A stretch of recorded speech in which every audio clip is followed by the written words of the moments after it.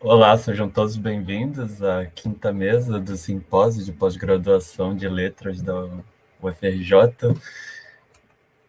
Infelizmente, por motivos pessoais, parece que o Luiz Alberto não conseguiu comparecer à mesa, então eis o motivo de eu, Felipe e o André estarmos aqui abrindo. Nós somos os debatedores. E essa mesa se chama As Personagens, as Intrigas. E ela vai começar com a fala de Lisa Dias Borges, com o trabalho O Alienista e o Alienado, a loucura na obra machadiana. Depois vai para o Luiz Otávio Roth, A Arte da Detecção, Forma Social na Ficção de Detetive de Edgar Allan Poe, Raymond Chandler e Thomas Pynchon. E, por último, é a Ana Luísa, com o trabalho O Silêncio das Autômatas de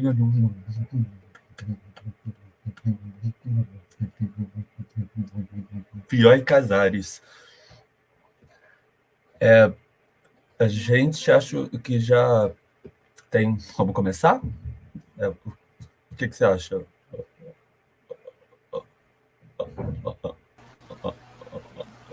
André? Vamos com- Pode começar já sim. Tá ótimo, Ok, já. Então, sinta-se à vontade, Lisa Dias Borges. Obrigada, Felipe. Bom dia a todas, todos e todes. Eu aqui, na verdade, eu vou fazer uma apresentação de um trecho que foi colocado à força junto para que a gente possa debater melhor. E ao longo a certa altura da minha leitura, eu vou trazer uma questão relativa a uma das obras de Freud que eu estou pensando se eu trago ou não para a questão que eu quero tratar. Eu já tem uma outra que, enfim, da qual vou me valer muito melhor, mas acho que vocês vão entender no momento que eu chegar lá. Vou começar, então, a fazer a minha leitura. Em Os Delírios da Razão, Magali Engel chama atenção para o substancial aumento de alienados recolhidos no Hospício de Pedro II, agora rebatizado de Hospício Nacional dos Alienados, depois da proclamação da República. Se durante todo o período que funcionou na monarquia, de 1852 a 1889, a instituição não abrigara mais do que esses 1.040 loucos, no intervalo entre janeiro de 1890 e novembro de 1894, foram admitidos 3.201 novos pacientes. Com efeito, as novas regras estabeleciam que aqueles que, por alienação mental adquirida ou congênita, perturbassem a ordem pública ou ofendessem a moral e os bons costumes, deveriam ser encerrados. A loucura, como objeto exclusivo do saber psiquiátrico, ganha evidentes contornos legais. Não é à toa que, em artigo publicado na revista O Brasil Médico, ainda no ano de 1888, o Dr. José Eduardo Teixeira de Souza, primeiro diretor da Assistência Médico-Legal de Alienados e do Hospício Nacional de Alienados, o antigo Hospício de Pedro II, tenha comparado o ministro da Justiça do país ao glorioso Pinel. Note-se que, ao desatrelar a administração do Hospício da Santa Casa de Misericórdia em 1890, o governo entrega aos alienistas, como anos antes preconizara Machado com seu Segundo Macamarte, a gestão total da instituição. A transferência de tamanho poder para as mãos dos psiquiatras, assim como no conto, não se deu sem protestos. E a disputa, claro, não escapou Machado. Em crônica publicada pela Gazeta de Notícias em 2 de dezembro de 1893, sempre com o título de A Semana, ele afirma que, tendo consultado um doido, que se auto-intitulava, entre outras coisas, Duque do Cáucaso e da Cracóvia, e filho de Prometeu, sobre quem deveria administrar a instituição, recebeu a seguinte resposta.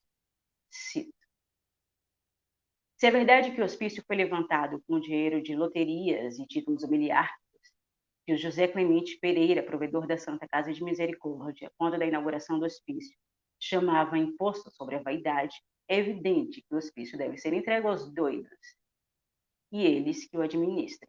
O grande Erasmo, ó Deus, escreveu que quem anda atrás que andar atrás da fortuna e de distinções é uma espécie de loucura mansa. Logo, a instituição, fundada por doidos, deve ir aos doidos, ao menos por experiência. Fim da citação. O imposto cobrado sobre jogatinas e títulos nobiliárquicos, a fim de custear o asilo psiquiátrico, vale ressaltar, não está muito distante daquele proposto pela vereança de Itaguaí, sobre o uso de penachos nos cavalos durante os enterros, com o intuito de financiar a construção e manutenção da Casa Verde. O inchaço populacional do sanatório, que o país assistiria já bem na saída do século XIX, aparece também em O Alienista, resultado da fúria cientificista de Bacamarte, que termina por recolher 4/5 da população da cidade. A suposta loucura dos itaguaienses é sintoma de um tempo que busca segurar a ordem, a fim de garantir o progresso. Se localiza a história do maior dos médicos do Brasil, de Portugal e das Espanhas, no final do século XVIII, é por associação, como fica claro na nomeação dos capítulos do conto, à França revolucionária e ao papel atribuído a Bicêtre, sanatório parisiense, como cárcere dos inimigos da nova ordem. A razão ditada pelos revolucionários, que se opõem aos desmandos do absolutismo, se impõe de modo não menos violento que aquele, e a ciência, embora se queira neutra, se apresenta como seu instrumento garantidor. No período que escreve tanto o Alienista, 1882, quanto o Quincas Borba, de 1886 a 1891, Machado presencia as grandes transformações pelas quais passa o país, e, aliás, tem início justamente no intervalo de tempo em que se passa a narração do romance, de 1867 a 1872. Desde o acirramento da Guerra do Paraguai até a promulgação da Lei do Ventre Livre, de cujos rumores temos notícia ao longo da história, tudo parecia apontar, e essa certeza só temos à luz dos próprios acontecimentos, para o desfecho que culmina não apenas com a mudança de regime, mas com a própria estruturação econômica que, se liberta os negros do trabalho escravo, não os acomoda no mercado de trabalho. Note-se que tanto a abolição da escravatura quanto a proclamação da República acontece enquanto Machado escreve Quincas Borba, e essas mudanças não apenas forçam o escritor a duas grandes paradas, como levam-no a, durante a publicação, retroceder numa série de capítulos e reescrevê-los. Se a parada se dá exclusivamente por conta do calor da hora ou porque Machado encontra dificuldades em avançar no texto, fato é que a versão final de Rubião aparece mais dócil e mais suscetível ao seu entorno.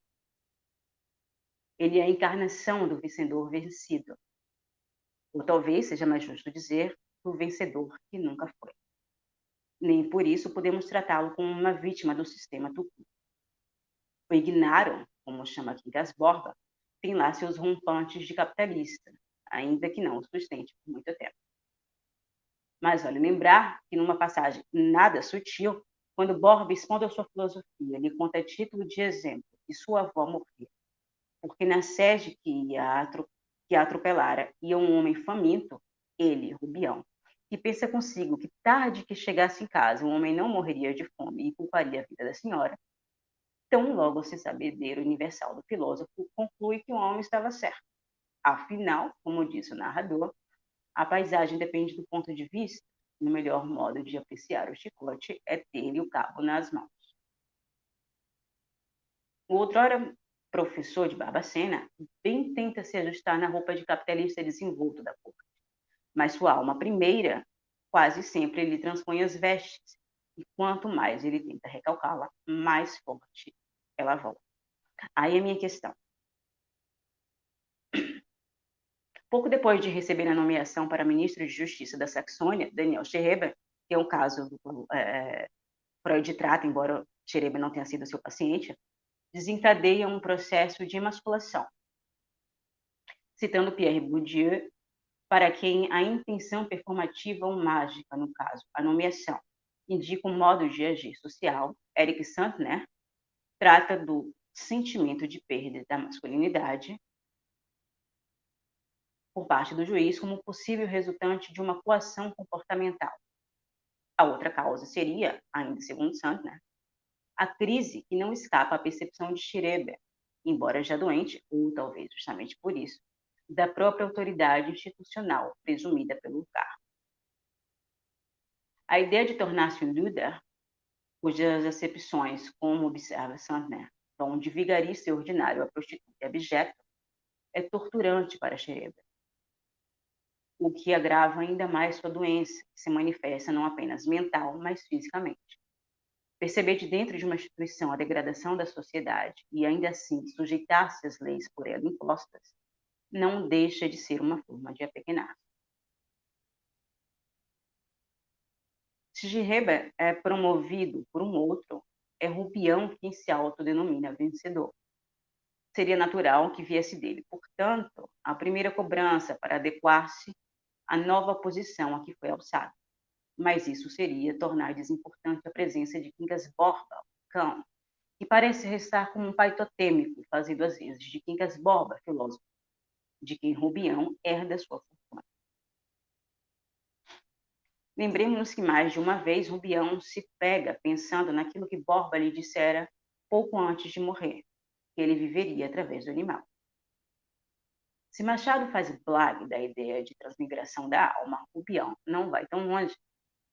Não seria esse mesmo motivo de Quincas Borba se tornar um incômodo para ele? Como, aliás, o pai se torna para Schreber? Seja como for, Rubião aos poucos dá lugar a Napoleão III, a maneira que encontra de fazer frente ao homem naif que é, a fim de, quem sabe, conquistar o amor de Sofia. Mas claro que Napoleão Petit, como apelida Victor Hugo, recém-derrotado na Guerra Franco-Prussiana, não tem maior êxito na versão canarinha. E Rubião termina por enlouquecer de vez. A loucura de Rubião, afirma John Gladstone, é metáfora para um país cindido que professa o liberalismo ao mesmo tempo que segue, ao menos até boa parte da escritura do romance, assentado em bases escravocratas. Como recomenda, aliás, o pai de Joãozinho em Teoria do Medalhão.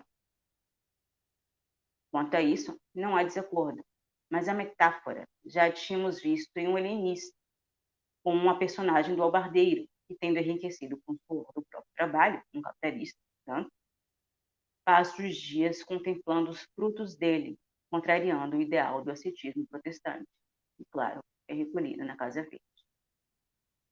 O Rubião, Machado parece ir mais longe. É como se ele dissesse que a loucura está em quem não percebe que, como afirma Brás Cubas, um mesmo homem pode fazer a um só tempo, às vezes, de arcebispo e coletor de impostos. Afinal, não é isso mesmo que conclui Bacamarte ao liberar todos os loucos que colhesse sozinho a Casa Verde? É isso. Mas as minhas questões.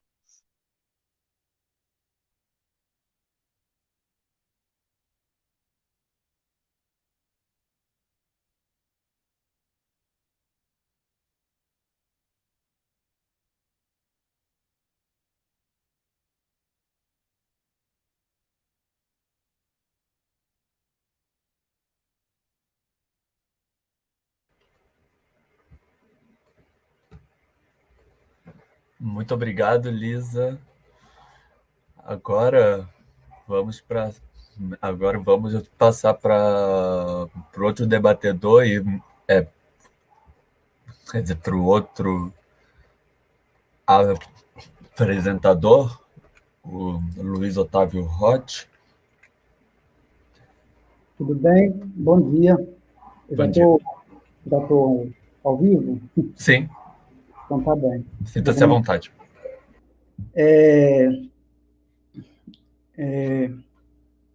Queria agradecer primeiro à comissão organizadora desse evento maravilhoso, né?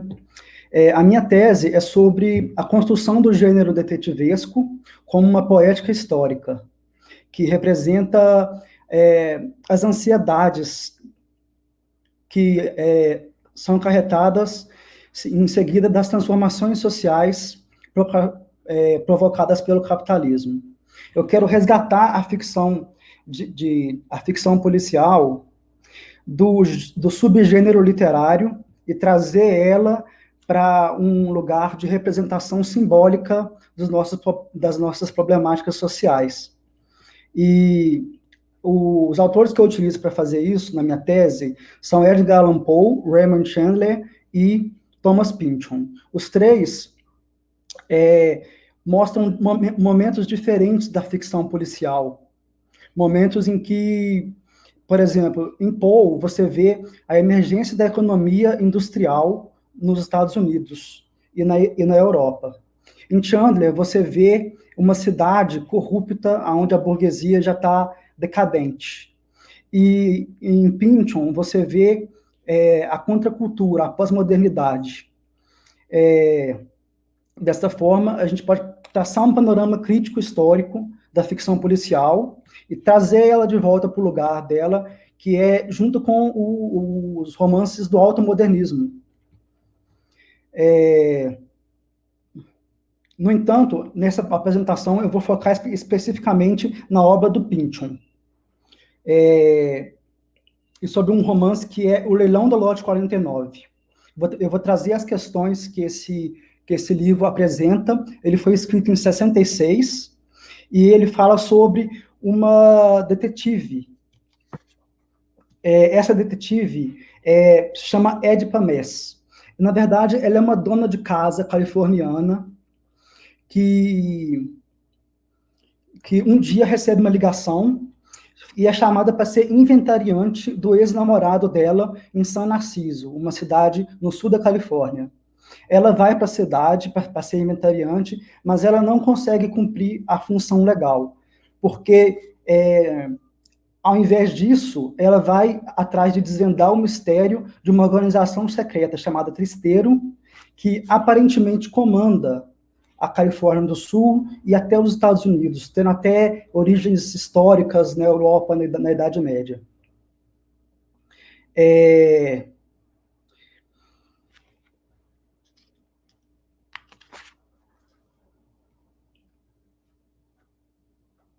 Porém, essa obra subverte o arcabouço tradicional da ficção policial, onde o detetive segue pistas arbitrárias para chegar a uma conclusão lógica que é a verdade. Você pode ver que em qualquer série policial que você vê, sempre no final do episódio, qualquer CSI tem a revelação da verdade no final. A obra de Pynchon, juntamente com um conjunto de obras da pós-modernidade, inaugura uma ficção policial que pode ser caracterizada como ficção de antidetetive, onde a descoberta da verdade é frustrada continuamente. O Tristeiro, que é a organização secreta que não consegue descobrir se é ou não verdade, mas que ela encontra aonde quer que ela vá, ela vai num banheiro, num bar, e encontra uma mensagem do Tristeiro escrita como pichação. Ela conversa com alguém e alguém fala do Tristeiro. Outros falam, não falam sobre o Tristeiro. Então, o tempo todo, ela não tem paz para não investigar isso, não ir atrás disso.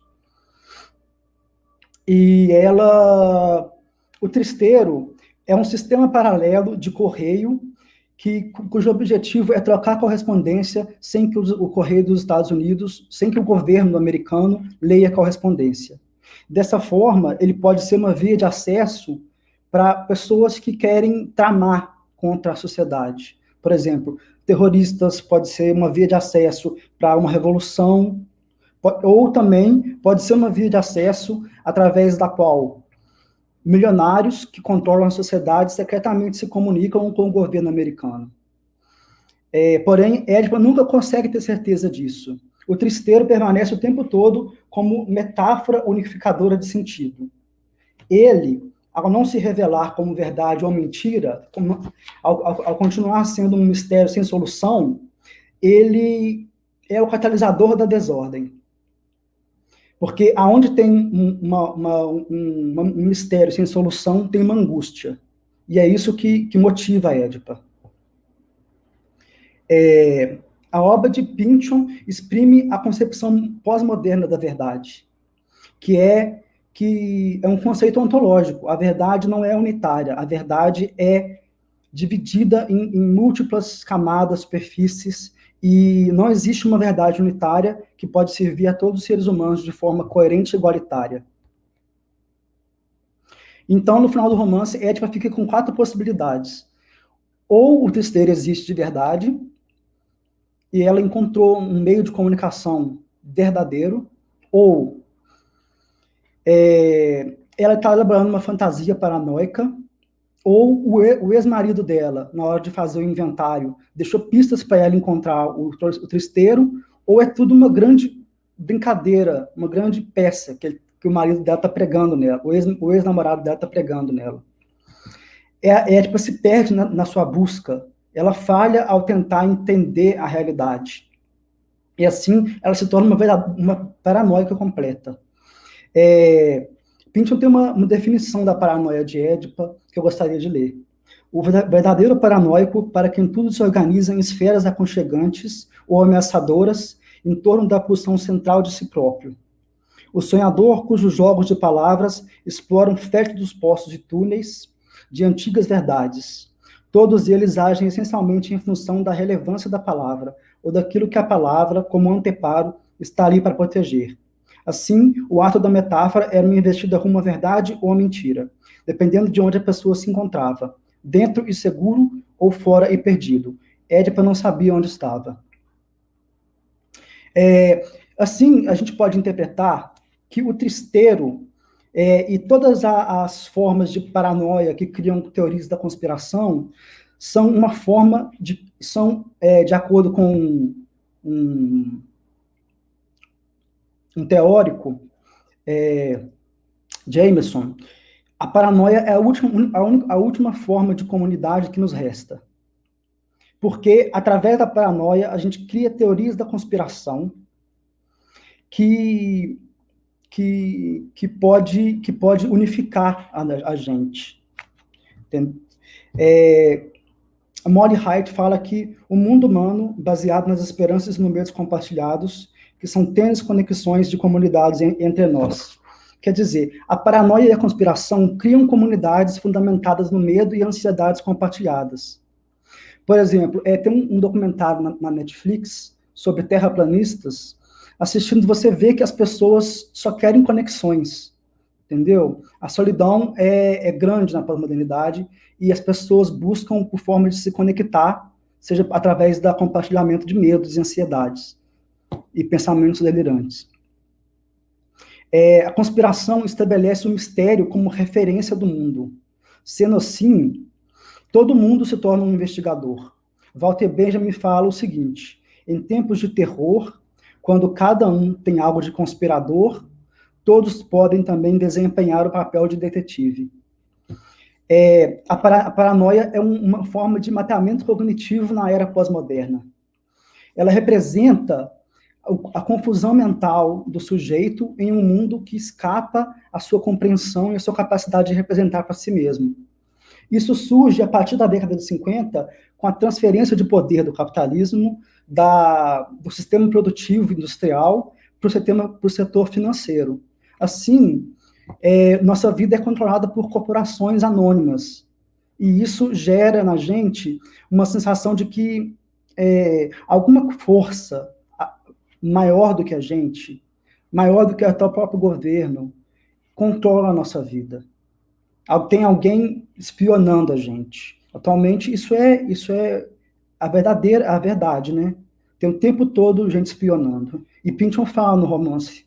Ele fala, o tempo todo tem alguém escutando, espionando, põe microfones no apartamento da gente, gravam as conversas de telefone. A desconfiança no sistema social, político, econômico. É isso que gera a paranoia e cria a conspiração.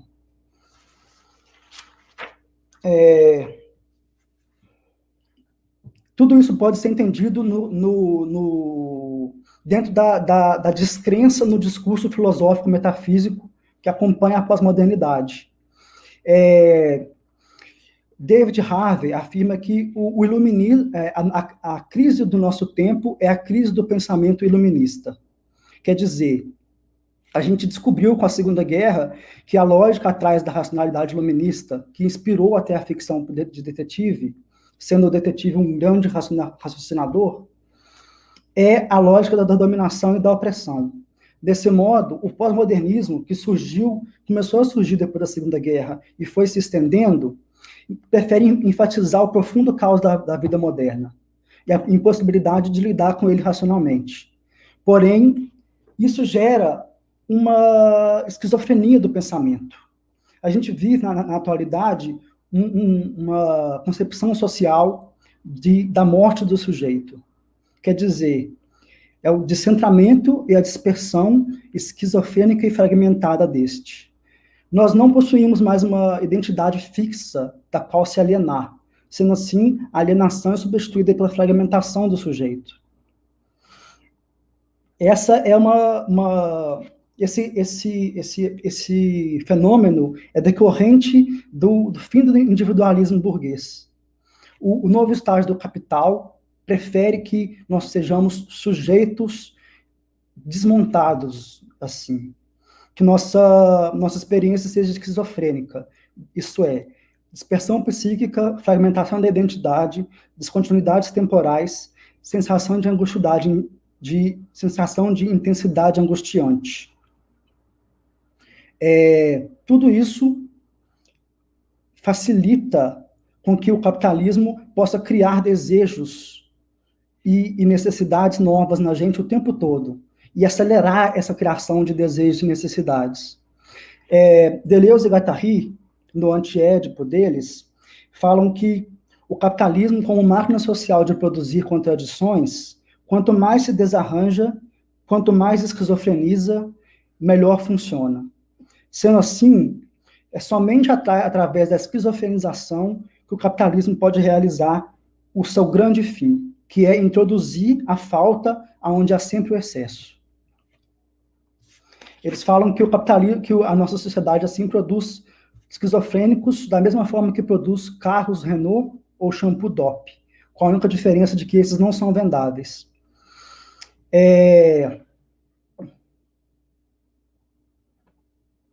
A produção pós-moderna, sobretudo produzida entre a década de 60 e a década de 80, até o final da década de 80 e início da década de 90, tem uma característica auto-irônica, ironizadora, travessa, imprudente, e abraça, ao invés do automodernismo, que preferia se isolar, ele abraça a linguagem do comércio e da mercadoria. Mas, sobretudo, ela tem uma característica que Terry Eagleton define como esquizoide.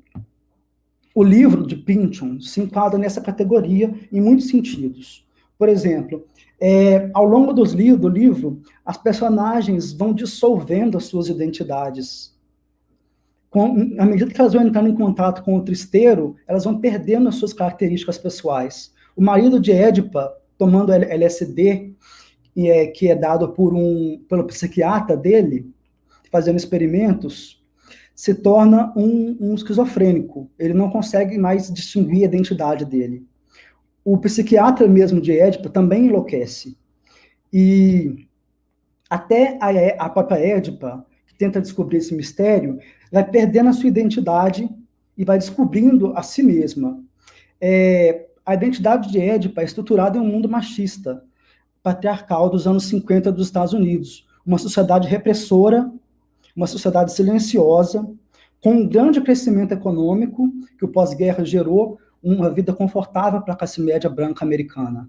Só que também é a década do terror, do marcatismo, da caça dos comunistas, da paranoia e do comitê de atividades anti-americanas. É uma década repressora. Édipa cresceu nesse ambiente e ela não está preparada psicologicamente para enfrentar a década de 60, que é a guerra do Vietnã, o assassinato de Kennedy, a crise dos mísseis em Cuba, a luta pelos direitos civis.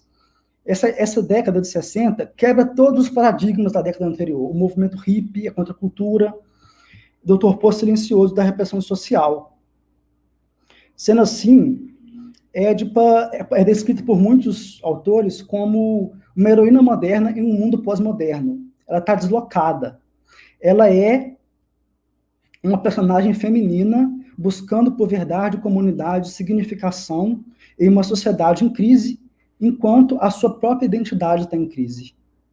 Ou seja, ela descreve o modo como todos nós nos sentimos a partir da década de 50, como nós nos sentimos até hoje na atualidade, tentando fazer sentido da confusão que é a vida agora nesse período neoliberal, né? Mas isso já vem de trás. A obra de Pynchon não sugere que existe uma verdade final, uma solução para o mistério da existência. Mas ele sugere que a alienação é uma experiência compartilhada, que seja através da conspiração. A gente vive hoje em dia um período em que o que começou como uma coisa ridícula, hoje em dia domina o cenário político-cultural. As pessoas decidem os votos, as pessoas acreditam realmente, se comunicam na internet, criando essas conspirações Illuminati, reptilianos, nova ordem mundial, marxismo cultural, terra plana, terra oca, tudo isso tem ligação com o romance de Pynchon, que estabelece como que a paranoia e a conspiração se originaram na nossa cultura da civilização ocidental. Tudo tem raiz na transformação do modelo capitalista, da implementação do neoliberalismo. Como a Lilian Schwartz disse ontem, nosso presente está cheio de passado. A obra de Pynchon, assim como o pós-modernismo, aponta para a conclusão de que a busca pela verdade final é um esforço ilusório. Nós, como seres humanos, não somos capazes de chegar a uma verdade final totalmente que sirva para todo mundo. O real, a verdade real, não tem orientação humana. Ela é tão diversa quanto as nossas consciências, ou alguma coisa assim. No período contemporâneo, que começa entre a queda do Muro de Berlim, em 89, e o 11 de setembro, e com a chamada guerra do terror, a crise econômica americana, a crise econômica global, de 2008, 2009, em conjunto, esses fatores representam o fracasso do capitalismo global, levando a uma desilusão do projeto da pós-modernidade liberal e a recente fragmentação política que levou ao fortalecimento da extrema-direita populista e o enfraquecimento da sociedade da social-democracia, revelando que o mundo ocidental é um lugar muito mais precário e muito menos seguro do que a gente supunha. Talvez por isso a gente experimenta um retorno dessa potência da paranoia e da teoria da conspiração. Quanto mais o capitalismo esquizofreniza, mais a gente quer acreditar em alguma coisa. Atualmente a gente vive a pós-verdade, que é um dos maiores desafios que a gente está enfrentando, e também vivemos uma versão avançada do neoliberalismo, com a precarização completa das condições de trabalho. O pós-modernismo, assim como o modernismo, podem ter acabado. Mas, como a ficção policial revela, os problemas e as motivações que eles enfrentavam continuam existindo, e ainda piorados. Pronto, gente.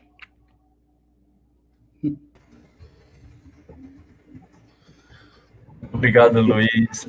E a gente vai seguir aqui com a mediação, na verdade, da professora Priscila Matsunaga, que se ofereceu aqui para mediar a mesa, mas então eu convido a última dessa mesa, a Ana Luísa. Oi, gente. Bom dia. Bom dia. A todos vocês aqui na mesa, Lisa, Luiz, André, Felipe, Priscila, a quem estamos assistindo. Eu vou falar um pouquinho sobre... É um capítulo da minha tese, que está em desenvolvimento. O título é O Silêncio das Autômatas, de Bioy Casares. E é uma pena que a gente não esteja presencial, para depois sentar com o Luiz e com a Lisa para conversar, porque enquanto eles falavam, eu vi que muitas questões se cruzam nas nossas pesquisas, especialmente em termos das questões em torno da loucura, da paranoia, dos limites do saber, da sensação de perseguição. Seria muito bom se fosse o simpósio, como a gente está acostumado todos os anos, e que a saudade vai chegando com isso, né? Mas a gente pode trocar figurinhas depois também. No fundo tem um choro, é a Flora. Então, nesse capítulo, né, da minha pesquisa, eu analiso 4 personagens femininas do escritor argentino Adolfo Bioy Casares. A Faustine, da novela Invenção de Morel, publicada em 1940. Paulina, do conto Em Memória de Paulina, de 1948. Lúcia, do conto Perjúrio da Neve, também de 48. E Diana, do romance Dormir ao Sol, de alguns anos depois, de 1973. E aí eu considero, né, considerando como as impossibilidades do amor imbricam as marcas de violência que essas narrativas carregam, são todas narrativas fantásticas.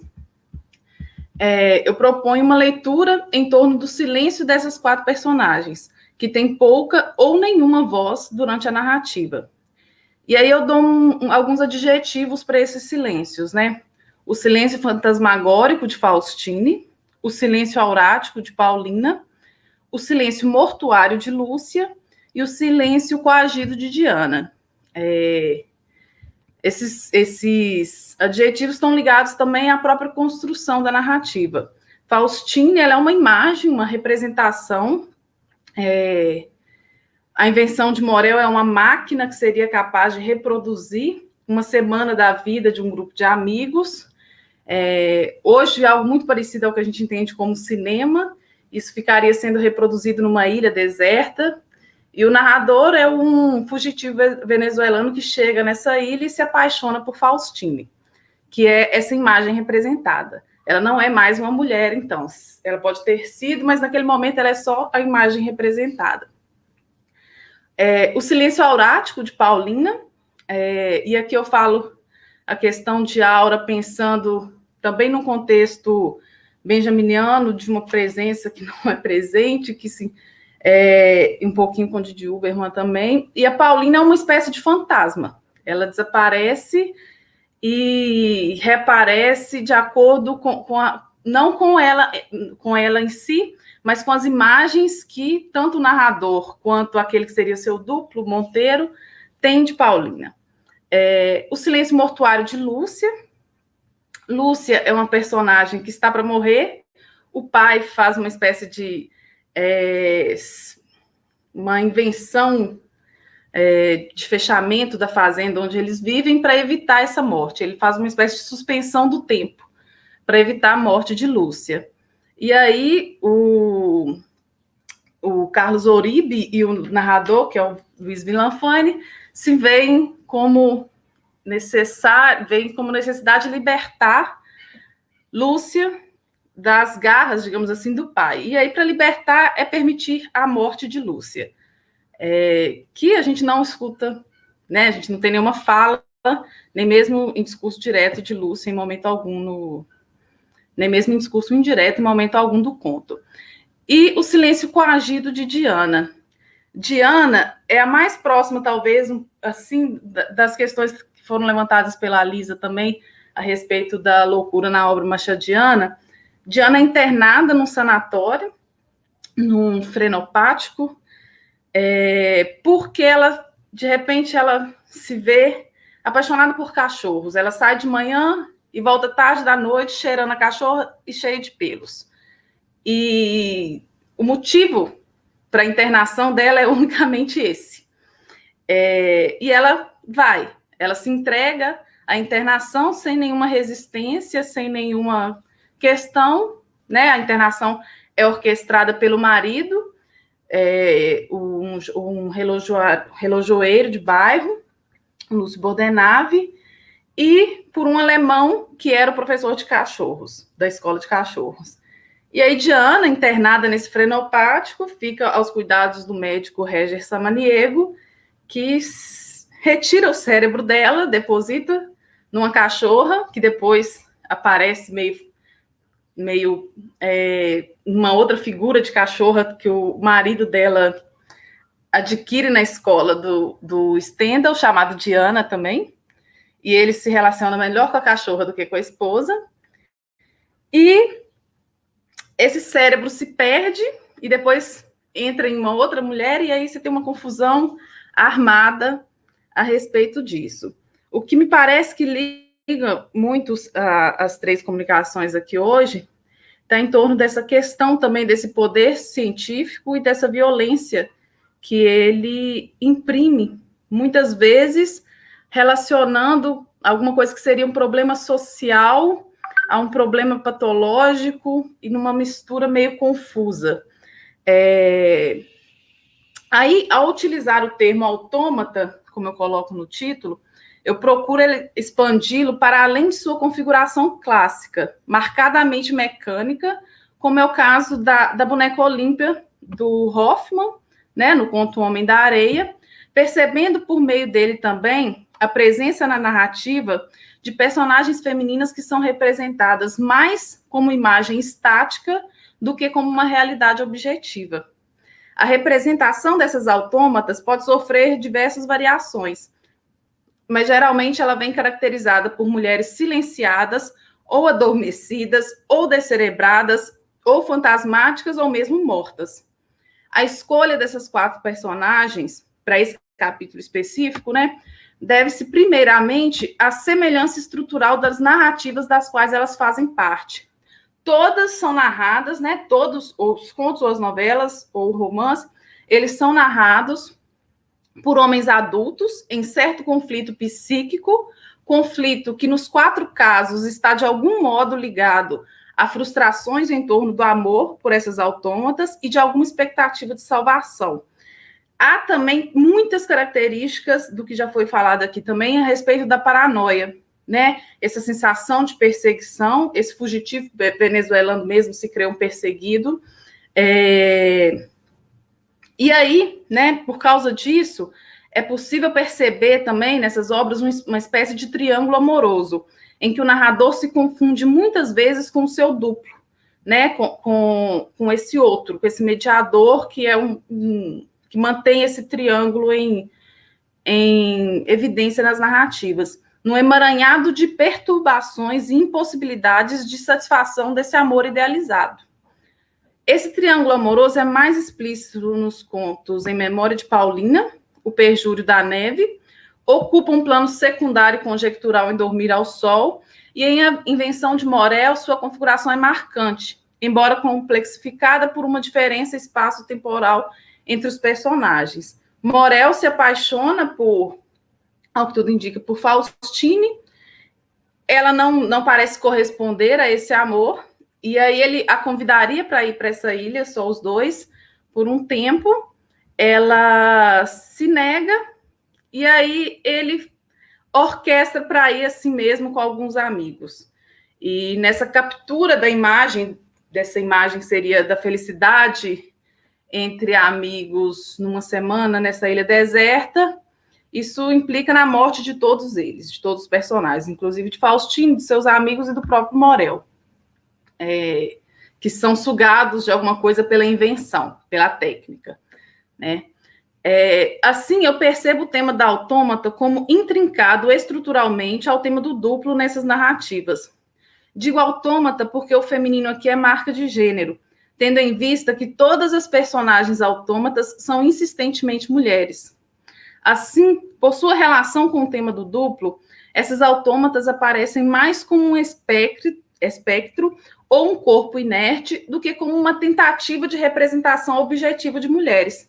Lembrando que elas são sempre narradas, né, por esses narradores, homens adultos em conflito psíquico, e elas sempre aparecem como uma autômata, né, que é o termo que eu tô utilizando, como algo que parece carecer de vida de fato, né, como algo que está ali para se comportar como uma boneca, uma imagem,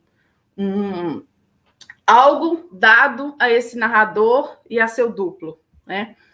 Além disso, elas parecem interessar aos duplos exatamente assim, isso é, menos enquanto realidade objetiva do que enquanto imagem subjetiva e estática, qualquer coisa que elas façam que, de alguma maneira, possa confrontar essa imagem que se tem delas, isso é negado e é deixado de lado, assim, não é questionado pela narrativa, é simplesmente negado, como se fosse virasse as costas para isso, né?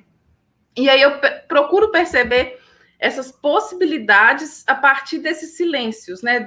Quando elas não falam, mas alguma coisa sempre escapa, né? Alguma coisa sempre acaba...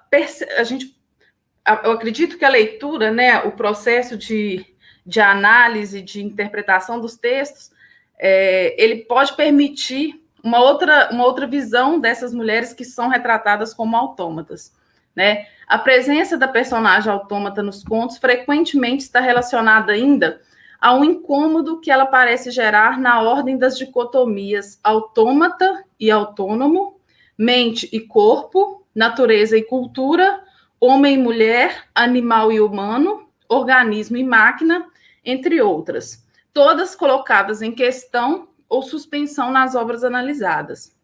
Nesse contexto, eu procuro verificar ainda se o tema da autômata, por sua relação com a incerteza intelectual em torno das dicotomias no conto, pode ser entendido como um tema central de importância estrutural para o efeito Unheimlich, aquela turbação, aquela inquietação despertada frente ao estranho familiar, ao infamiliar, tal como elaborado por Freud naquele famoso texto das Unheimlich. E eu tenho usado bastante a tradução mais recente, né, da editora Autêntica, que traz o termo como infamiliar. E aí, por motivos que na tese eu tento deixar mais claro. Assim, tal como me parece, o tema da autômata aparece diretamente ligado ao tema do duplo em um número expressivo de contos fantásticos.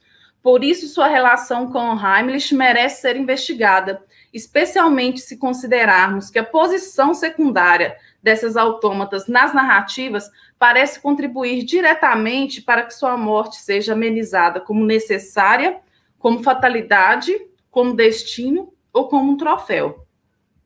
E aí, já encaminhando para o fechamento, eu acho que isso se liga também um pouco ao que o Luiz falou, embora talvez sigamos caminhos diferentes, no sentido de ver a literatura fantástica não como um subgênero, não como uma literatura menor, digamos assim, mas como algo que percorre o imaginário, né, o nosso imaginário social, algo que percorre, que tem a ver com essa construção identitária já em quebra desde sei lá quando, mas já alguns séculos aí em desconstrução, e como eles parecem trazer à tona, né, trazer ao primeiro plano alguns problemas sociais que nos afetam diretamente, né, que não são problemas que podem ser jogados para debaixo do tapete. E é assim que eu procuro ler esses textos do Bioy Casares. Na sequência, eu pretendo ler um conto da esposa dele, a Silvina Ocampo, chamado A Expiação. Foi uma dica que eu recebi da professora Luciana de Leone, que foi muito bem aceita, assim, para minha tese, foi muito bem-vinda, que parece apontar, como eu desconfiava, de algum modo, que esse papel dos duplos, né, ele é um pouquinho supervalorizado. E aí, que essa figura da autômata, ela parece ter mais impacto, de fato, do que unicamente como parece ser um pouco no texto do Freud, embora isso precisa ser equilibrado também, mas a mediação, né, a relação entre duplos, a relação entre um mediador e um sujeito desejante, ela tem sempre essa figura da autômata, e essa figura não é tão objeto como se parece. Ela parece trazer um pouco dessa infamiliaridade, desse contexto de horror, de terror, de medo, que gera, a meu ver também, que é um dos geradores dessas questões que a gente pensa aqui em termos de paranoia, em termos de sentimento de perseguição, em termos de quebra de identidade. eu acho que essa figura da autômata é muito importante para a gente repensar essas questões. Eu agradeço demais por terem me ouvido e acho que a gente pode partir para a conversa.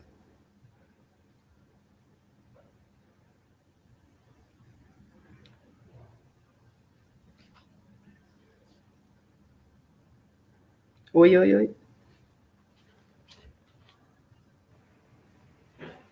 Muito obrigado, Ana. Ótima apresentação. Obrigada. Oi, gente. Então, bom dia a todos e todas. Entrei aqui com a mesa caminhando um pouco. O professor Luiz Alberto pede desculpas, né? Na verdade, como anunciado na programação, ele faria a mediação, né, dessa mesa, que o título dela eu acho muito sugestivo, as personagens, as intrigas. E entrei aqui, na verdade, um pouco para mediar, né? Já vou passar a palavra para o André e para o Felipe, agradecendo também aos dois que se dispuseram aqui a comentar o trabalho dos colegas, né? E também a Liz, o Luiz, a Ana pela apresentação, e o Marlon e o Arthur que estão aqui nos ajudando. Sem eles também a gente não faria essa transmissão. Então, agradecer a todo mundo que está aqui, né, nessa transmissão, e quem também está aí pelo canal do PPG assistindo. Tem uma coisa que é um breve comentário, na verdade, eu acho que obrigada e parabéns pelas apresentações. A Ana falou uma coisa importante que eu fui percebendo também agora na discussão, que muitas coisas se cruzam, né, nas três apresentações. É claro que, assim, aí também da comissão, né, o fato de juntar as três, né, acho que já indica isso, e o caminho que me leva, que levou a isso, tá, acho que anunciado aí, são as intrigas, né, aquilo, ou talvez dizendo de outro modo, as tramas, né, e as personagens. E pelo que eu pude perceber aqui das apresentações, essas intrigas, ou a trama, ela está calcada também aí nas esferas de composição da personagem a partir de um ambiente psicologizado, vamos dizer assim, ou psicanalizado de algum modo, né? Então, o ambiente da loucura, da alienação, da paranoia. Então, esses são os caminhos, como a Ana salientou, que se cruzam, né, que fazem referência. Eu acho que isso é um dado. A outra coisa, depois, quando a gente começar a conversa, assim, de fato é só um comentário, que eu gostaria depois, talvez, de ouvi-los, e ouvir todo mundo aqui, André, Felipe também, e, né, Lisa, Luiziana, como foi, nesse momento, é uma curiosidade, na verdade, como foi, né, se já estão para finalizar, né, o mestrado, doutorado, essa apropriação de um campo não enigmático, vamos dizer assim, né, ele é muito próximo dos estudos literários, né, principalmente a partir aí do século XX, obviamente, né, com o advento da psicanálise no final do XIX, mas como que é essa apropriação de uma leitura, de um referencial teórico, psicanalítico, né? Eu acho que isso eu gostaria de ouvir vocês, assim, é uma curiosidade mesmo, né? Lisa, Luiz, Ana. Se vocês quiserem comentar também, né? Assim, pode ficar à vontade. E, para além disso, como que essa passagem ou a conexão desse elemento, né, desse outro campo, vamos dizer assim, científico, ou de teorização, que é a psicanálise, ou para os estudos literários, no sentido daí de fazer referência também como o Luiz, acho que e talvez a Lisa também, com mais veemência, como isso configurando também a experiência social, né? E como que isso se reverbera na expressão literária. Então, só um comentário, eu só quis abrir aqui, que foi o que me chamou a atenção, eu queria ouvir de vocês mesmo, assim, essa experiência do mestrado e do doutorado, essa apropriação de um outro campo de conhecimento e o uso dele, ou a função dele para os estudos literários, né? Em que medida isso possibilitou novas entradas, né, no próprio campo da literatura, como isso está relacionado, na percepção de vocês, a fazer uma análise que capta o processo social, que não é só, então, de um aspecto, né, ele abarca também a psicologia, vamos dizer assim, ou esse outro sujeito formado pelo capitalismo, como o Luiz salientou, pelas obras literárias. Então, eu queria ouvir de vocês um pouquinho isso. Mas antes, eu acho que o André e o Felipe podem dar as primeiras impressões também. Pode ser assim, gente? Pode? Eu vou começar aqui e depois eu repasso para você ou para o Felipe. Eu queria agradecer aqui a presença de todos. O debate foi realmente... as apresentações foram muito, muito boas.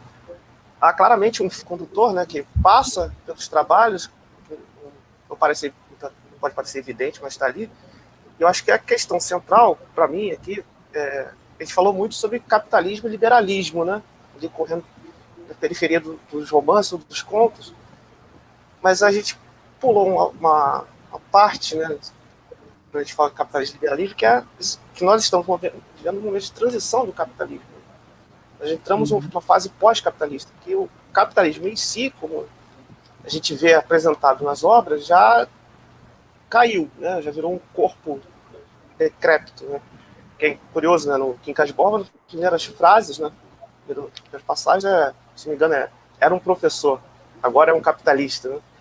Então, temos autores que presenciaram o início, né, do capitalismo, até momentos de transição e virando essa coisa paranoica que o Luiz trouxe, e também alguma coisa do autômato, como a Ana Luísa apresentou, né? Porque eu acho que no momento que nós estamos, há um sumiço, um apagamento geral do corpo. As pessoas geraram informação. Nós geramos descorporizados, né? Informação. Então, a informação gera um certo tipo de paranoia também, que ela pode ser contestada a todo instante. Nós geramos um detetive da realidade também, né?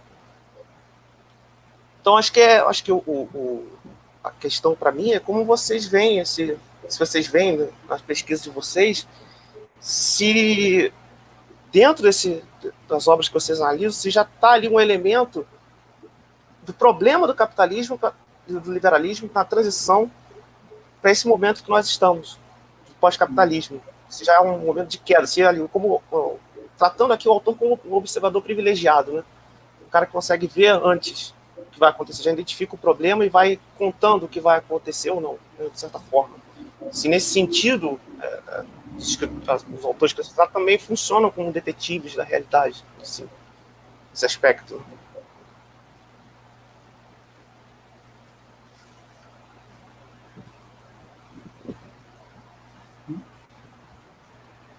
Acho que vocês podem responder primeiro o que a Priscila e o André falaram, e aí depois eu faço os meus comentários, porque acho que aí não vai ficar muito monótono. Não sei. Quem começa? Vamos seguir a ordem das apresentações? Ou Pode não? ser. Pode ser? Sim, isso. Acho melhor.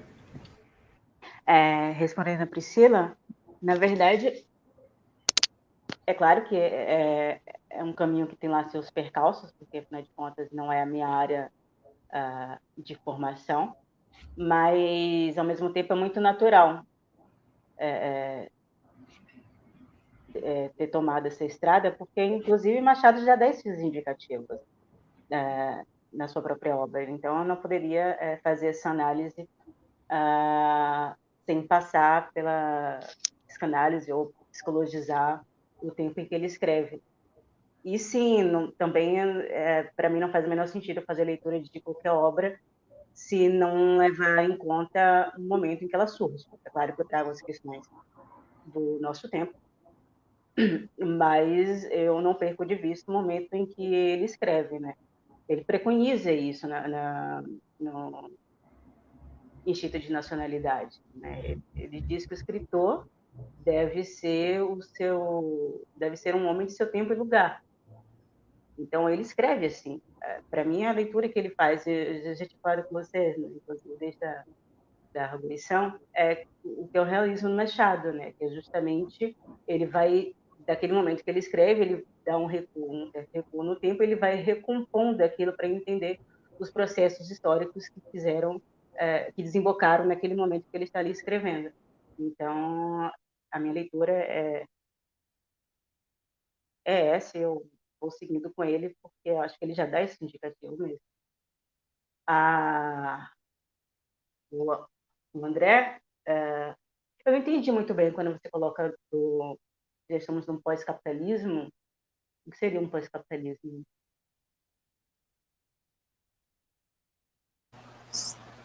Seria já esse momento de transição de um capitalismo de mercado global, mas para esse financiarizado que o Luiz colocou, por exemplo. Tá. Bom, eu não colocaria dessa forma, não acho que seja um pós-capitalismo, eu acho que um neoliberalismo que, na verdade, a gente começa a assistir desde os anos 70, ele já deixa suas bases já na saída dos anos 30, né? O Luiz fala do David Harvey, ele mostra isso, né? Tem uns colóquios já nos anos 30 acontecendo, o Walter Lippmann, por exemplo. Então, já estão as bases, né, daquilo que seria. Na verdade, nada mais a gente está passando nesse momento por nada mais do que um recrudescimento do capitalismo. O liberalismo ele vai se recompondo e a gente está no neoliberalismo. Não deixa de ser, obviamente, uma mudança, mas não me parece ser uma mudança de rumo, né? Eu acabo com a citação do Brás Cubas, né, que ele diz que o mesmo homem pode ser, sim, um coletor de impostos e um sacerdote, porque, afinal de contas, está ali no período da modernidade, e essa cisão é justamente a marca do homem moderno, né? Então, tanto pode ser um quanto o outro. Eu arriscaria dizer que Zizek, por exemplo, poderia falar aqui que depois da Segunda Guerra sobra apenas o coletor de impostos, né? Já não tem mais o sacerdote. A gente está vendo um excesso e o superego ele deixa de ser aquela criatura autoritária que vai tentando ali gerir a libido e controlar o id, né? Fazer o id recuar para ser justamente aquela que vai dizer não, vai lá e faça, goze, né? Ganhe, enfim, seja o acumulador, já não tem a contrapartida. Eu acho que é um pouco por aí, minha leitura, não sei se responde.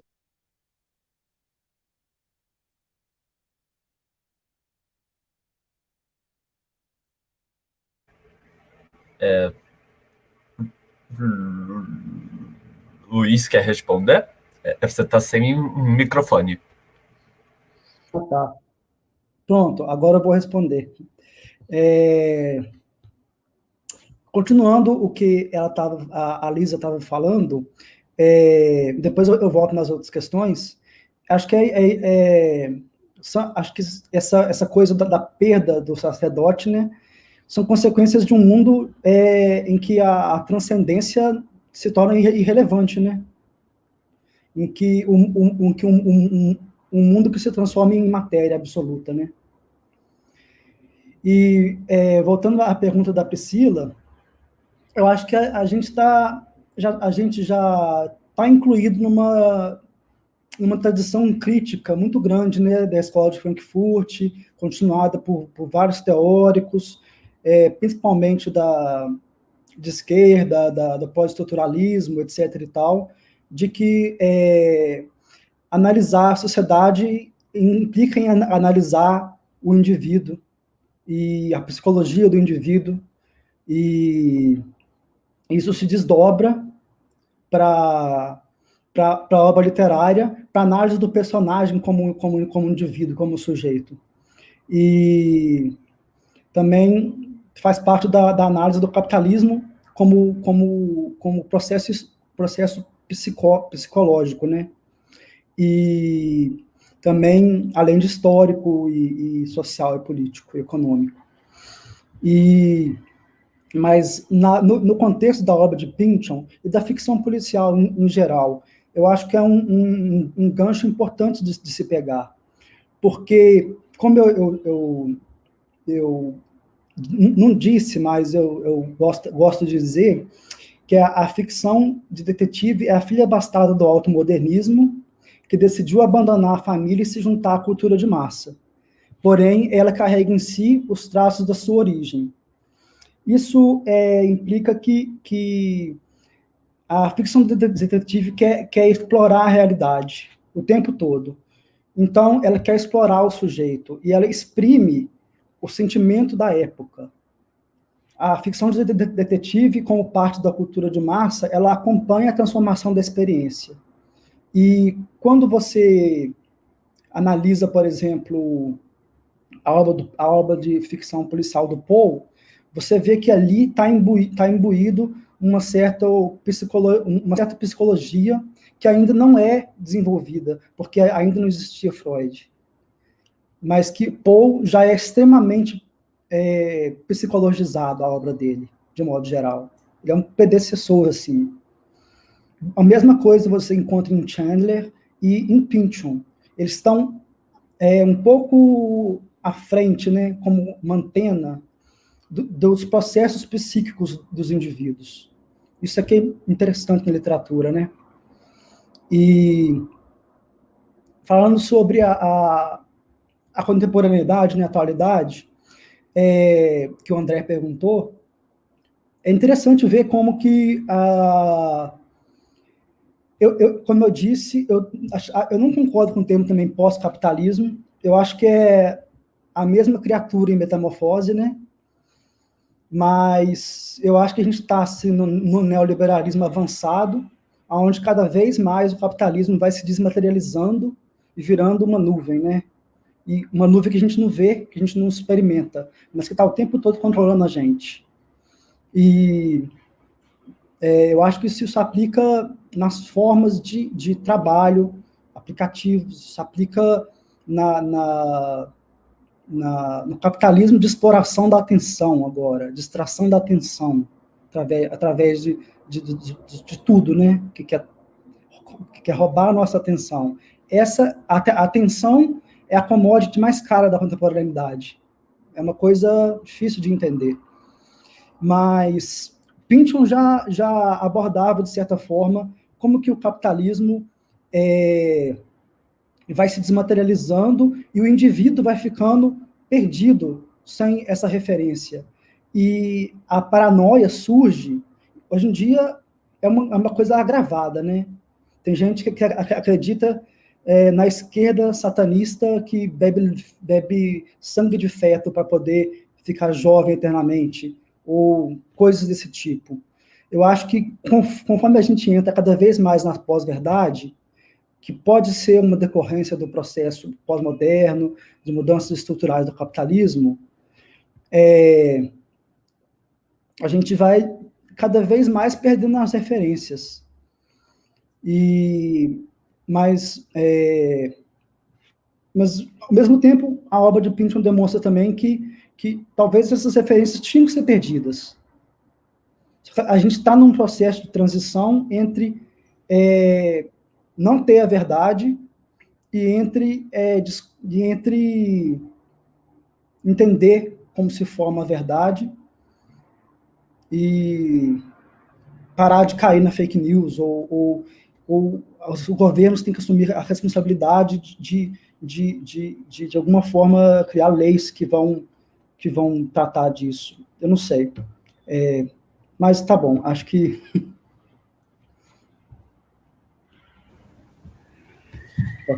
Começando primeiro pela questão da Priscila, eu não acho tão fácil assim fazer o intercâmbio entre as áreas. Eu tenho alguns pés atrás e fico, algumas vezes tenho uma certa resistência, por mais que entre quando julgo necessário, mas percebo o meu limite também em lidar com com um campo de pesquisa que não é o meu, né?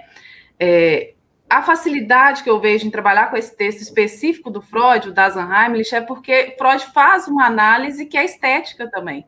Ele se debruça sobre o conto do Hoffmann, ele se debruça sobre o texto, e tudo que eu estou conversando de algum modo na minha tese é uma espécie de resposta a ele, né? Ele tem um trechinho rapidinho, pequeno que eu vou ler. Ele fala que o tema da Olímpia, a boneca aparentemente viva, não é de modo algum nem o único, nem o principal responsável pelo incomparável efeito infamiliar do conto.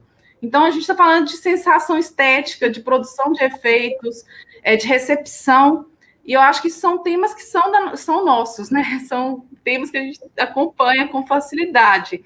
Então, em relação a das Heimlich, eu não tenho muito problema de ser da área psicanalítica, digamos assim, embora outros textos, né, isso fique uma questão. Por exemplo, eu sou muito curiosa a respeito do que o Lacan vai falar sobre paranoia, que ele vai apontar a paranoia como uma construção da própria personalidade.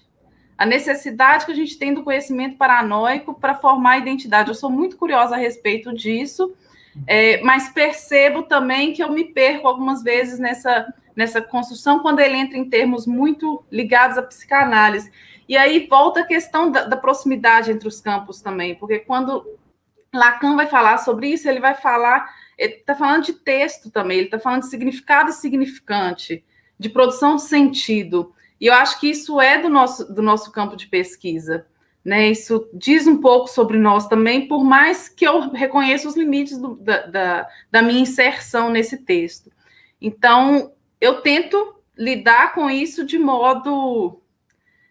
quando possível, né, quando a gente não escorrega, porque isso pode acontecer também, de modo percebendo os limites do que eu posso fazer com aquele texto, sem tentar, né, dizer o que ele não está dizendo, sem tentar forçá-lo além do que eu posso, trabalhar com isso também, com esses limites da minha leitura e com os limites desse intercâmbio.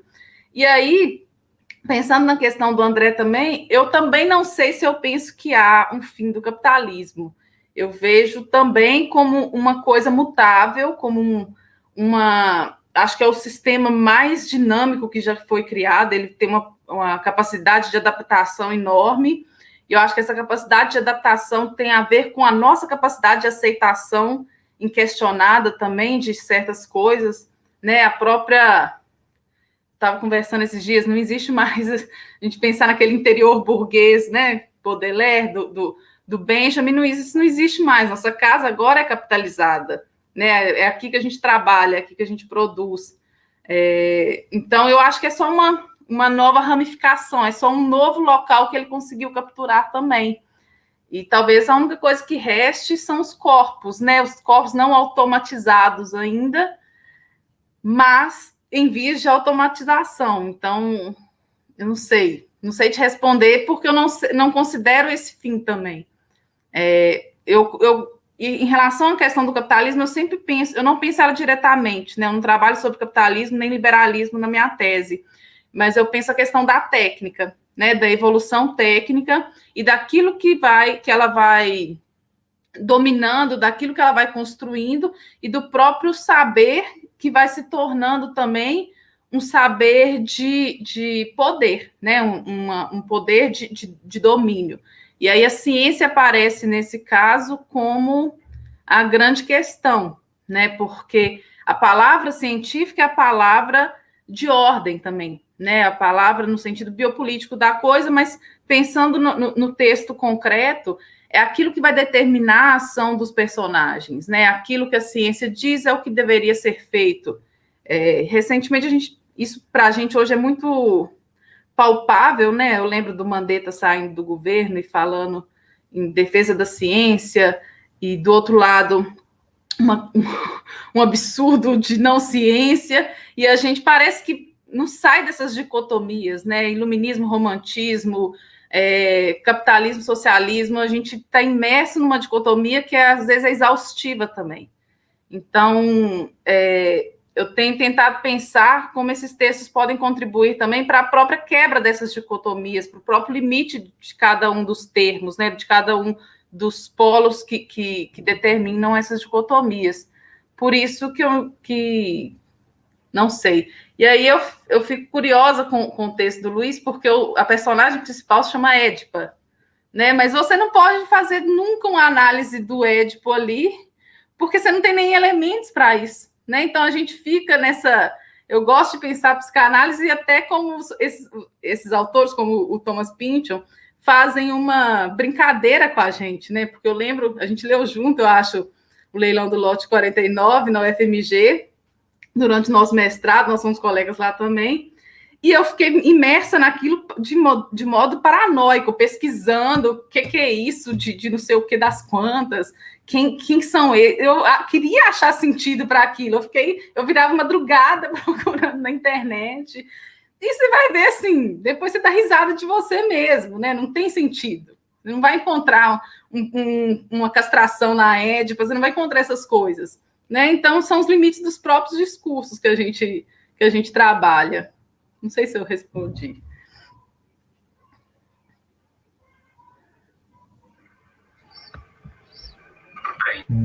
Bem, então eu acho que eu vou fazer algumas considerações. Começar pelo da Lisa. Eu achei interessante que você começou pela análise assim do tempo, né, histórico em que se insere o conceito ou a ideia de loucura ou de alienado, né? Mas eu fiquei um pouco em dúvida de como que isso seria uma espécie de diálogo efetivo com aquilo que o Machado está colocando. Eu sei, obviamente, que ele fala várias vezes de loucura, mas é só realmente querer saber assim, como que você cria esse diálogo diretamente com, assim, como que ele te auxilia nessa análise do texto, né? Porque, por exemplo, eu fiquei um pouco intrigado que você disse que o cachorro Quincas Borba é uma espécie de pai totêmico do Rubião, e isso eu fiquei um pouco intrigado, porque, assim, quando eu li Quincas Borba, isso foi recentemente, eu reli, é algo terrível, as coisas que o Rubião faz com o cachorro, às vezes, dá chute, xinga, chepa lá, sai daqui, não sei o que, sabe? E que não era exatamente assim que ele tratava o Quincas Borba, ao menos assim, explicitamente, eu não sei, né? Enfim, acho que é isso, tipo, eu queria saber mais, assim, como que ocorre a sua análise efetiva do texto, né? Como que, aqui eu até escrevi, como se cria essa relação entre o que Machado faz e o que Freud e outros estudiosos fazem?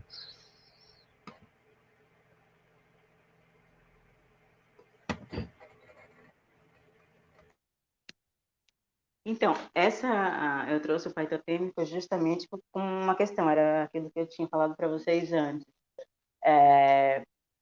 A relação que eu faço, na verdade, é porque, obviamente, Quincas Borba é um cão, contexto de Freud. Quincas Borba é o cão é por conta justamente desse sentimento de ambivalência, né? Ele venerava o filósofo Quincas Borba, né, justamente por seu saber, mas o Quincas Borba cão é aquele que resta para lembrar da sua própria ignorância, né? Como fazia o filósofo também. Mas, na verdade, isso eu acho que talvez possa ser feito a partir do próprio texto mesmo, do caso Schreber, porque tem essa ambivalência, né? Na psicose do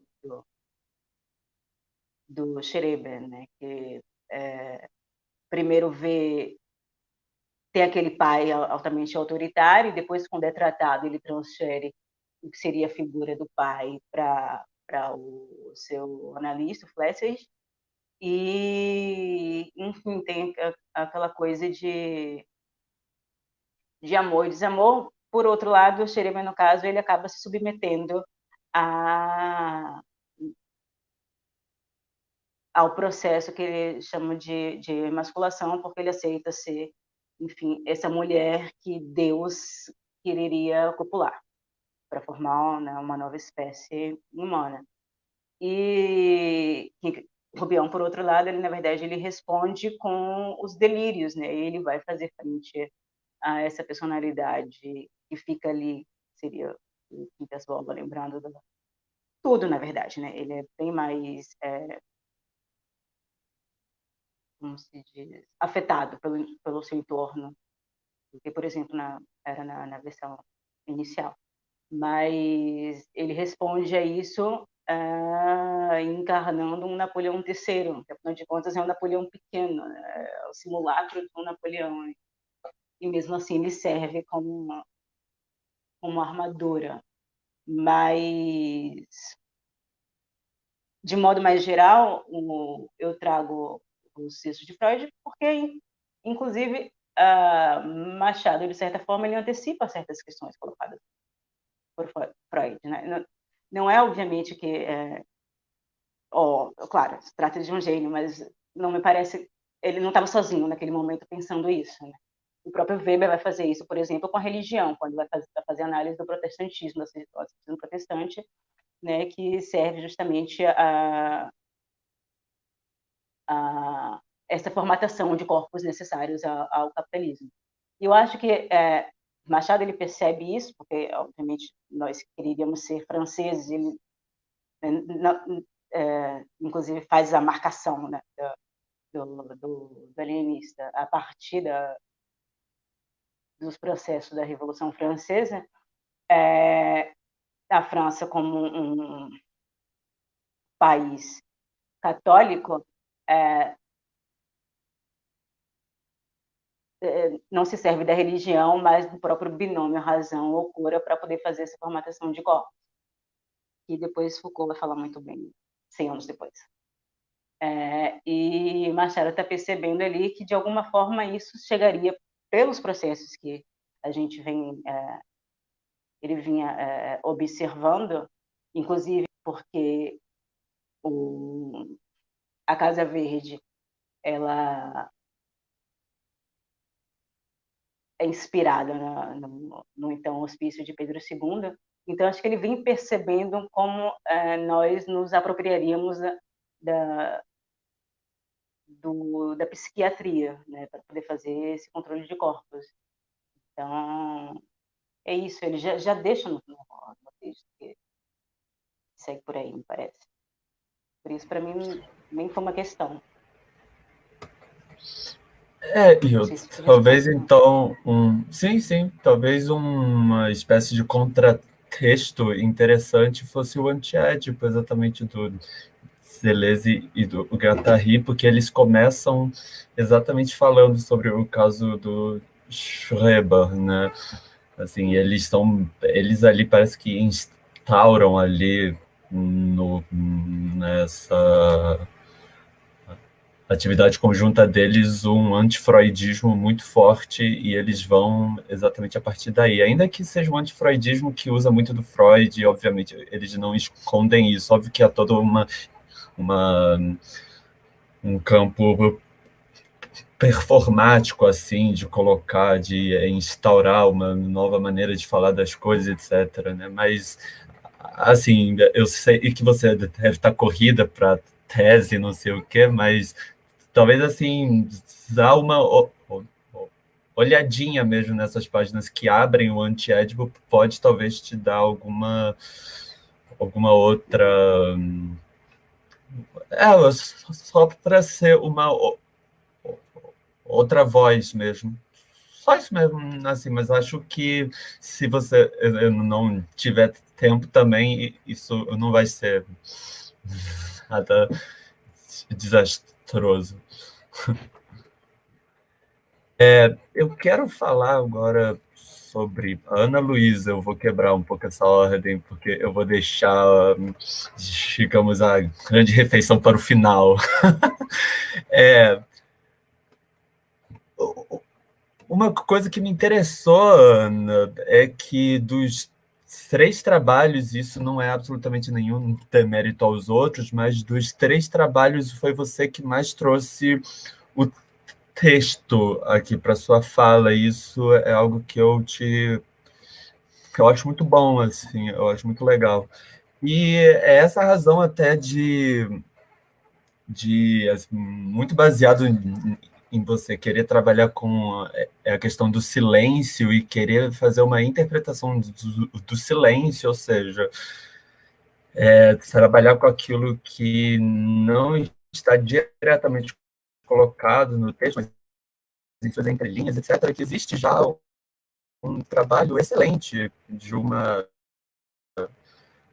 da Eni Orlandi, que se chama As Formas do Silêncio, que é excelente. Tem aí na internet, você acha muito fácil, que ela vai analisar exatamente as diversas formas que o discurso traz para dentro de si como algo constituinte o silêncio. E ela faz análise de muitas obras de arte, né, de discursos jornalísticos, etc., que vai desde o silêncio na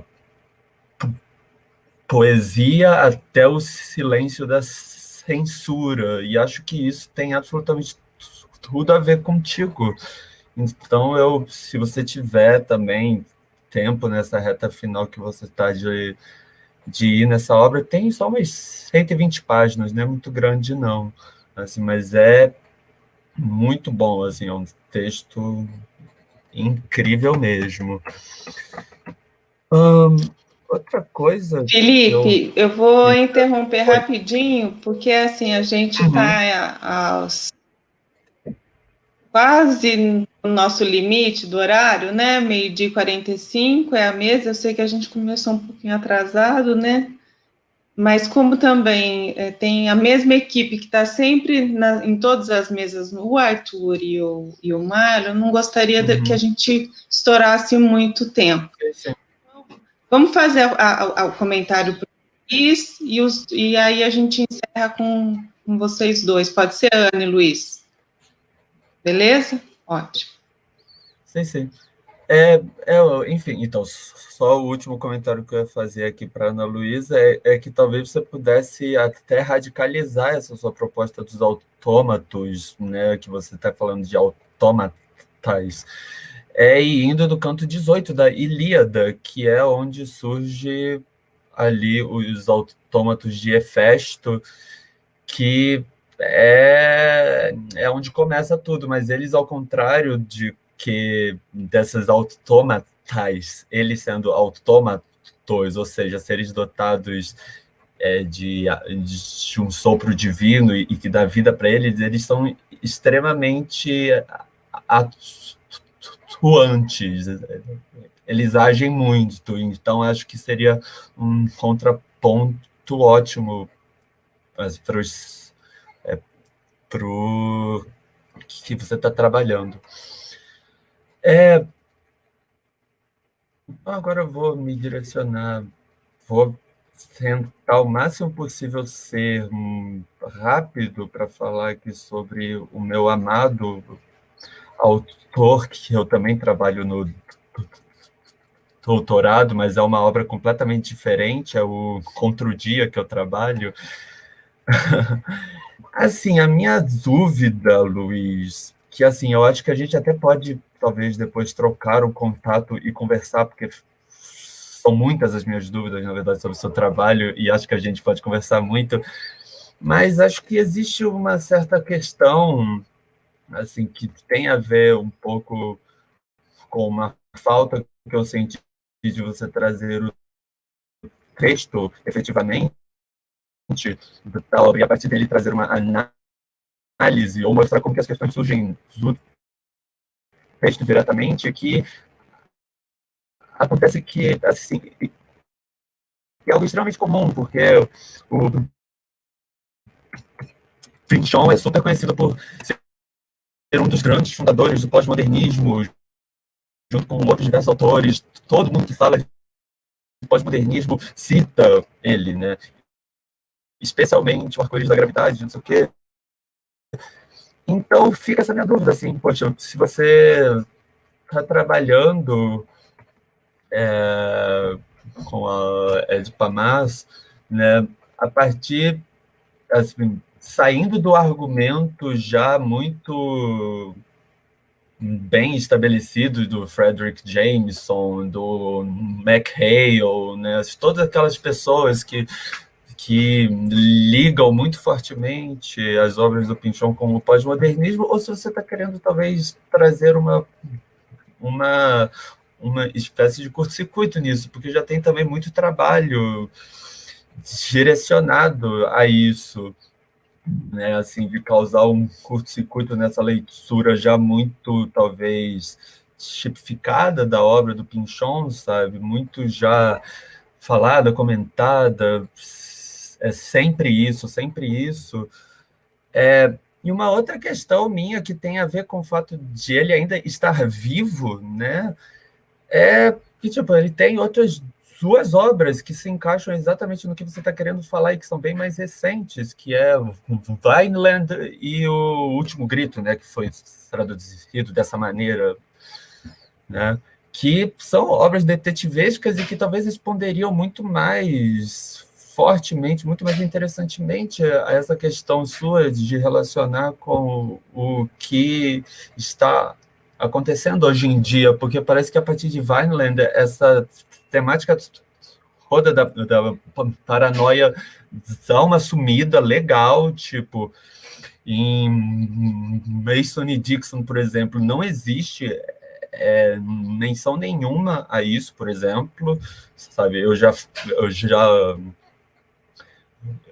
tive esse trabalho de checar isso, realmente não existe. Assim, existe uma outra coisinha assim, mais ou menos parecida, mas enfim. Então, essa é a minha outra questão, tipo, a razão, querer saber a razão de você não estar trabalhando, ou de você não ter mostrado aqui pra gente as obras mais recentes dele, que são detetivescas mesmo. Mas ter se focado numa obra que é extremamente datada, entre bilhões de aspas, porque não é, obviamente, datada, é excelente essa obra, óbvio, mas que está...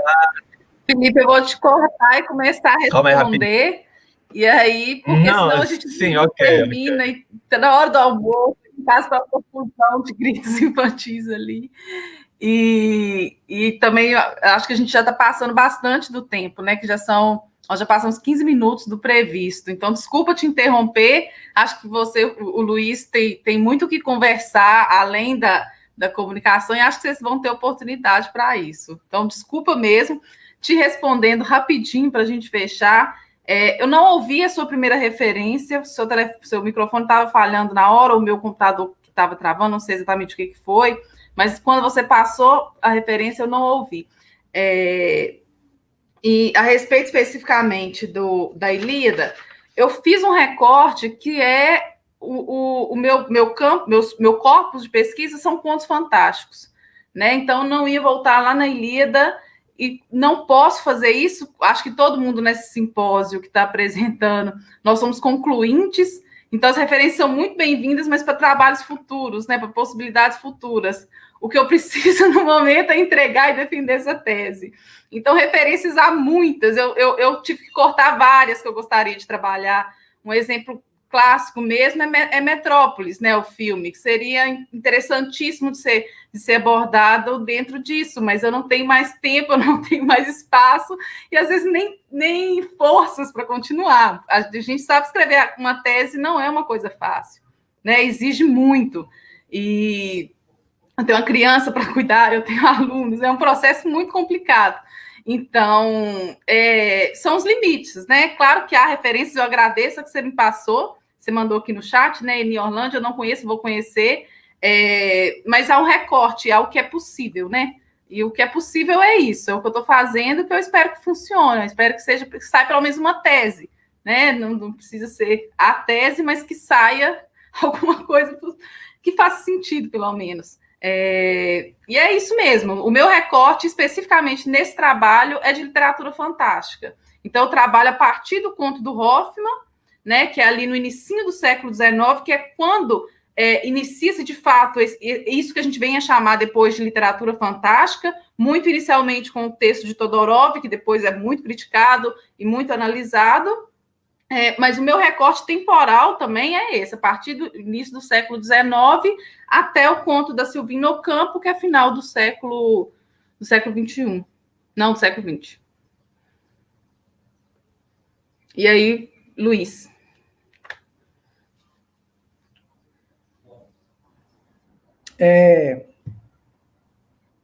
Primeiramente, eu queria fazer um comentário sobre o trabalho da Ana, que eu não fiz ainda. É impressionante como que nosso trabalho se coagula, né, Ana? Porque a Édipa, e não só a Édipa, tudo que eu investigo, por exemplo, a ficção policial surge com a morte de uma mulher. Se não tiver uma mulher morta, não tem investigação. E por aí vai. E como que a identidade feminina sempre foi uma coisa silenciada, né? E eu acho que a Édipa é um exemplo não é à toa que ele escolhe uma mulher nessa sociedade, de como que isso pode ser representado de outra forma, né? Como que a mulher passa de coadjuvante da própria identidade para assumir um papel de protagonista, né? Além disso, tem a paranoia, tem muitas outras coisas que a gente pode conversar depois, porque eu acho que a gente tem muita coisa em comum. E falando da ligação da Édipa com o Édipo, eu uso o anti-Édipo que ele falou, mas é uma coisa complexa que não dá para explicar aqui agora, então é muito complicado. Mas, resumindo, agora eu vou para as questões que ele me perguntou, eu vou tentar lembrar aqui exatamente.